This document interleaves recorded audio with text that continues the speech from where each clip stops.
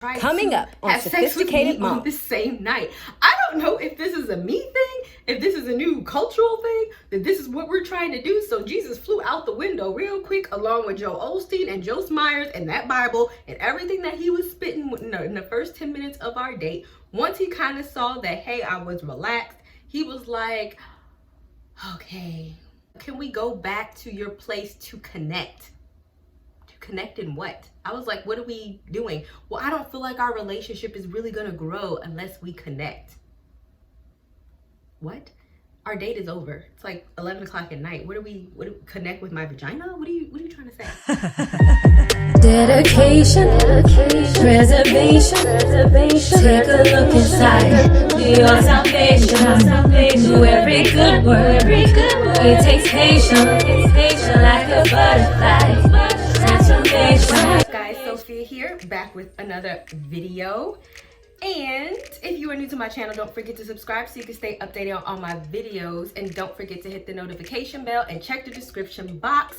I rushed through all of that because I am so hyped for today's video title. Like, y'all don't even know, y'all hyped. Okay, so I asked on my Instagram, I sent a poll on who wants to hear about the dating mind games that men play, and 71 to 29%, I believe it was, said 71% said yes, and 29% said no. Don't forget to follow me on Instagram if you want to vote in the polls, and the 29% that said no, I hope you watch this video anyway, and if you don't, give me some content ideas and I will create something that you do like, okay? So when I talk about the mind games that men play during dating, this is gonna be a little different in the sense that this is not like psychological warfare, or these are not the hot and cold pickup artist games that normal men play to gain control over you.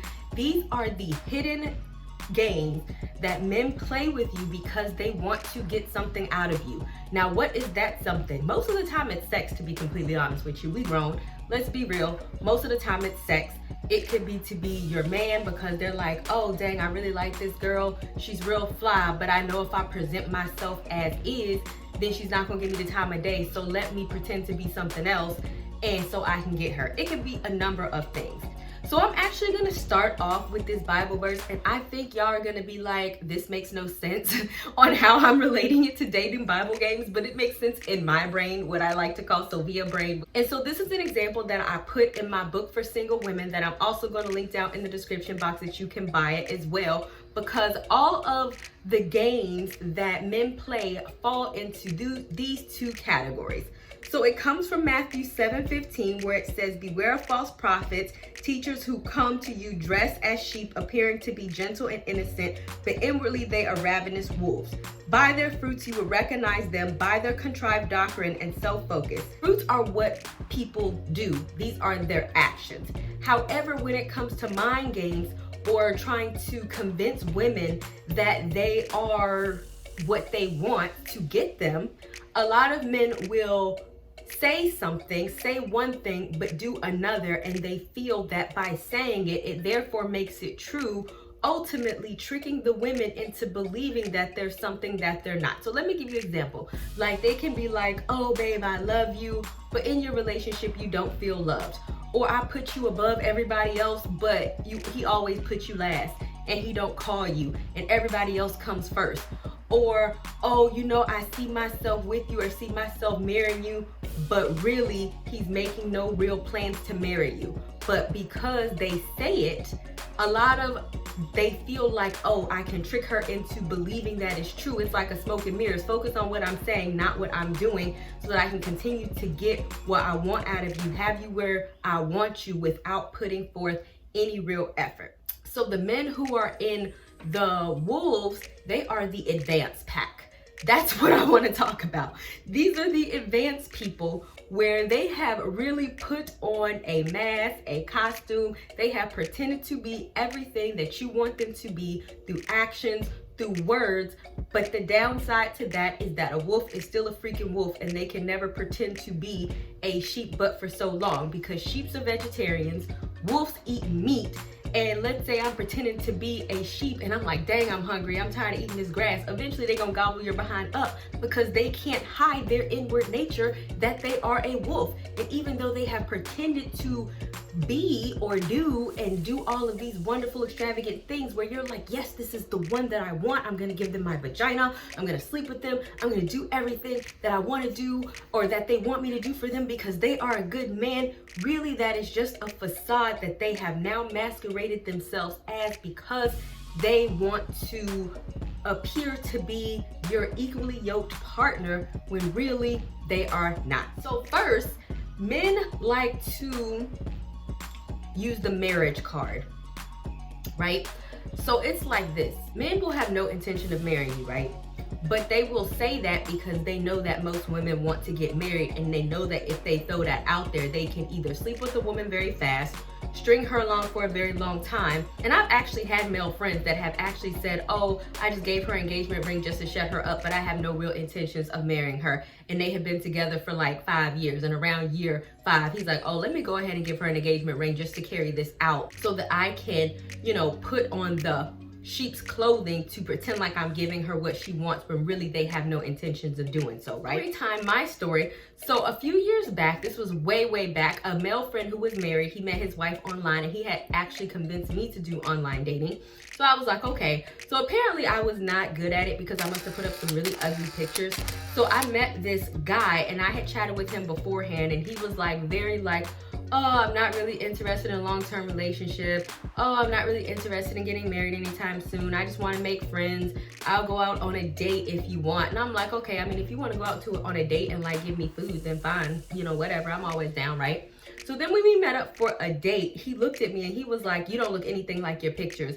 You need to take those pictures down because they are not representative of what you actually look like, and you look a lot better. And so like that, his demeanor completely changed and he turned into a freaking sheep. So on our date, all of a sudden, oh, I'm looking for the one.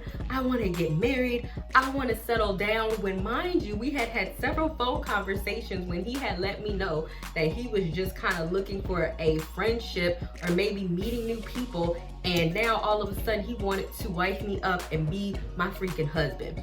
So it's like they know that this is the magic card to get into your panties, and so they will often mention that. So some men can be completely genuine, but some red flags are if they mention it on the first date. I mean, if saying, oh, I want to get married eventually is way different from saying I want to get married to you on the first date. They don't freaking know you.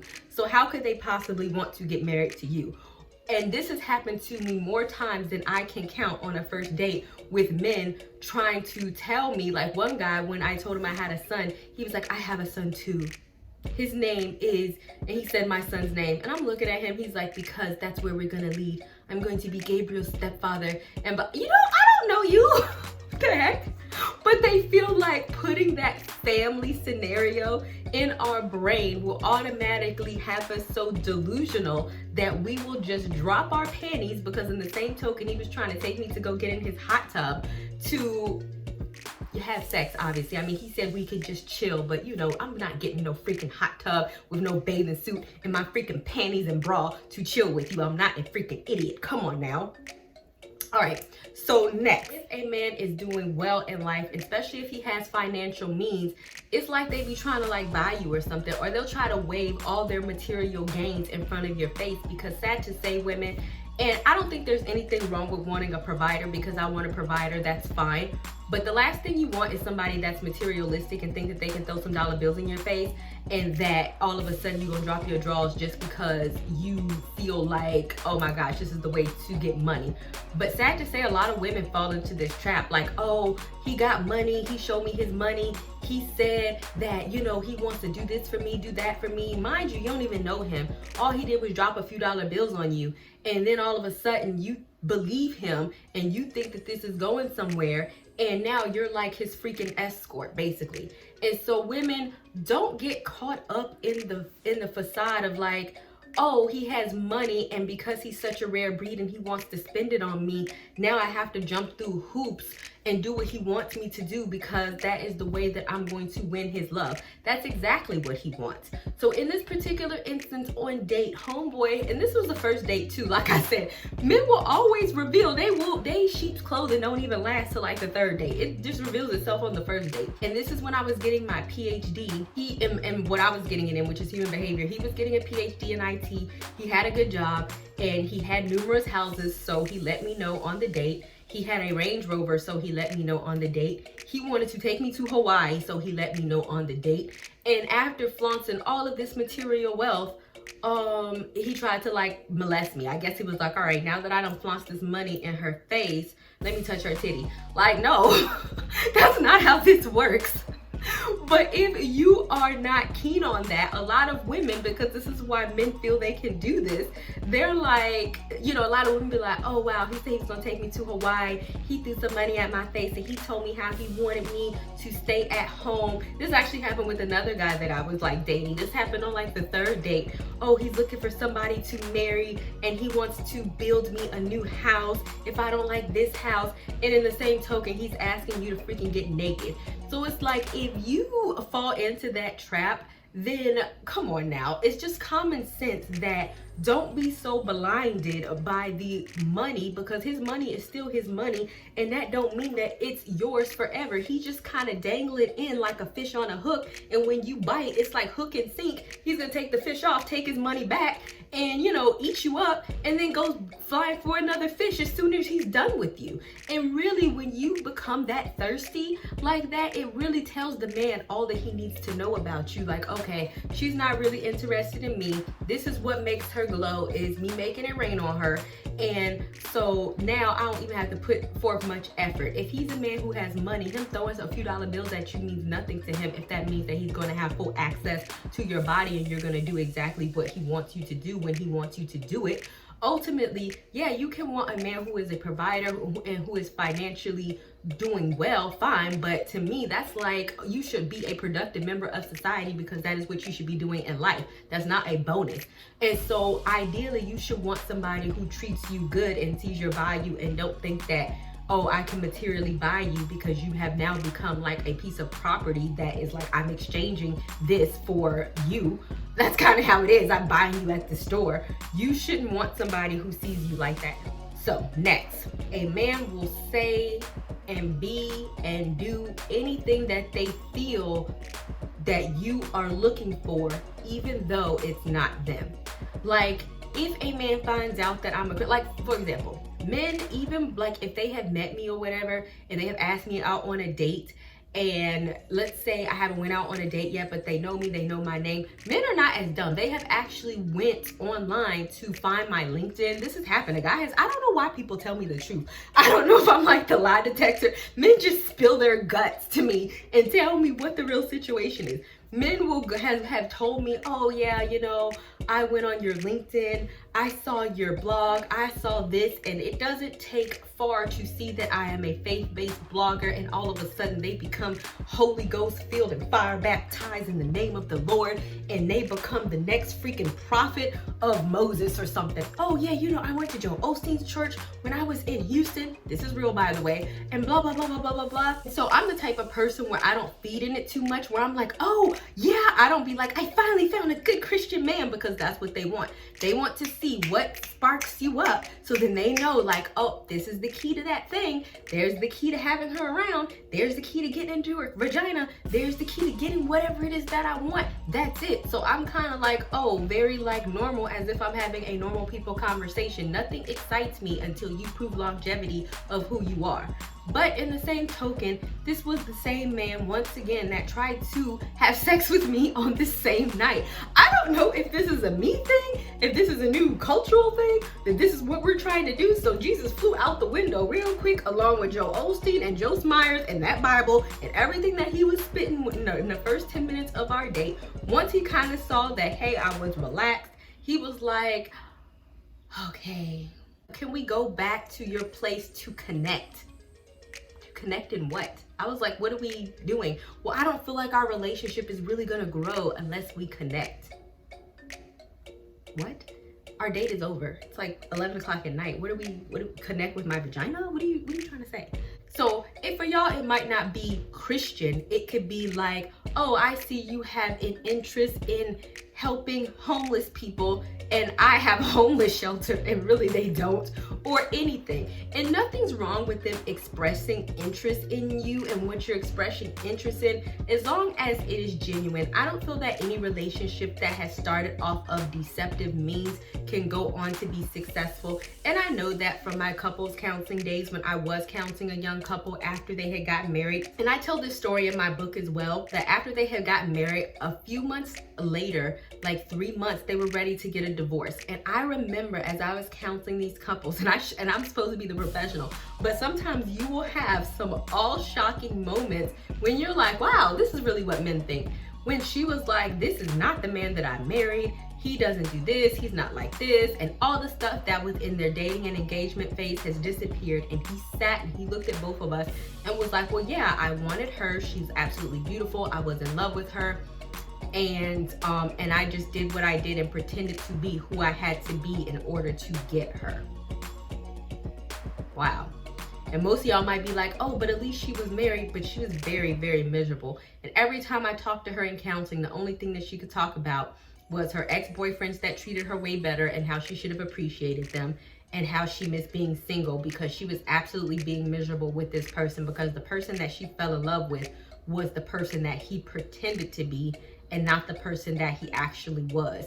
And so it's like, although you might find it flattering that a man is willing to jump through a whole bunch of hoops in order to impress you and to be interested in what you're interested in, if that is not genuinely them, you're not falling in love with that individual. You're falling in love with who you believe that person to be. And unless they're willing to change themselves permanently and become somebody else, they're going to revert back to who they really are eventually. And then you're going to be stuck in a situation for years, months after marriage at a time. And you're like, wow, I don't like you. I don't know you. And after we have spent like $30,000 on our wedding, as is the case for them, they spent a large amount of money on their wedding, I want to leave you. And that's just not what you want. So I know that I threw a lot of puns and jokes as far as what men do, which are completely true. However, you also have to understand that in all seriousness, you don't want your time to be wasted. You don't want to end up with a wolf, with somebody eventually that's going to make you miserable. And you don't want to end up with somebody who's just gonna say and do whatever it is that they think you want to hear. And as soon as they have sex with you, or